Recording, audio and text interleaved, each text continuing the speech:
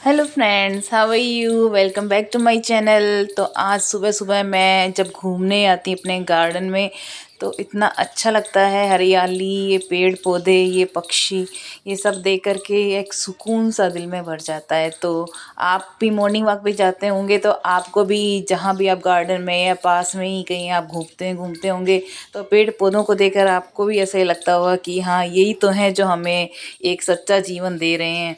यही हैं जो हमको मतलब कि ऑक्सीजन दे रहे हैं, हमारे लिए खाना दे रहे हैं।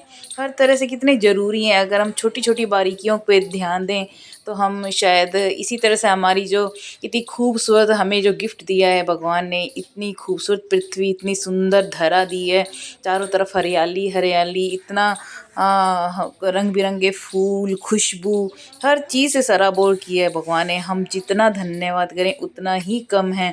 और कहते हैं ना कि भोजन और पानी की तरह जैसे हमारे लिए जीवन के लिए ज़रूरी है, वैसे ही पेड़ भी हमारे लिए बहुत ज़्यादा ज़रूरी हैं। तो ये जिम्मेदारी हमारी अपनी है कि हम अपनी जो मदर अर्थ गाया है इसको कैसे प्रोटेक्ट कर सकते हैं। भगवान ने तो हमको गिफ्ट दे दिया, अब इंसान के रूप में हमें जन्म देकर ये भी बहुत बड़ा गिफ्ट किया है हम पर। तो हम अपने क्या जिम्मेदारी बनती है कि हम इस पृथ्वी को ऐसा ही हरा भरा रखें।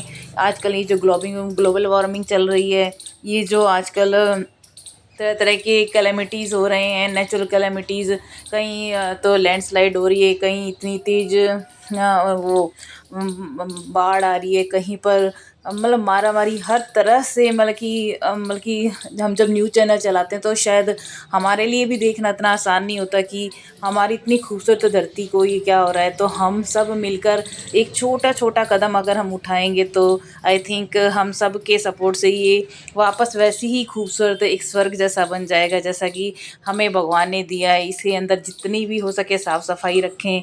गंदगी कहीं भी अगर हमारे यहाँ डस्टबिन वगैरह होते हैं तो उनमें डालें। गीला कचरा अगर सूखा अगर कोई खाने वाला होता है तो सब्जियां वो हम अपने एनिमल्स को दे सकते हैं, अपने जो भी आसपास डॉग्स वगैरह होते हैं उनको दे सकते हैं।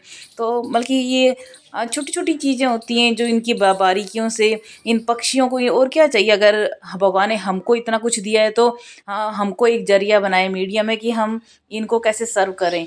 तो ये हम नहीं इनको पाल रहे तो भगवान हमको जरिया बनाए, तो हम इनके साथ कैसे मिलजुल करके ये हमको खुशी देते हैं, चाहे गाना गाकर करें, चाहे हमारे लिए जो उड़ते फिरते ही इनको देख कर ही ऐसी एनर्जी भर जाती है जैसे कि एक हमने जैसे मोबाइल को रिचार्ज करते हैं वैसे हम भी रिचार्ज हो जाते हैं अर्ली मॉर्निंग। मैं तो इनको देख करके बहुत ही एक ऊर्जा से भरपूर हो जाती हूँ, चाहे ये पेड़ पौधे हों चाहे पक्षी हों।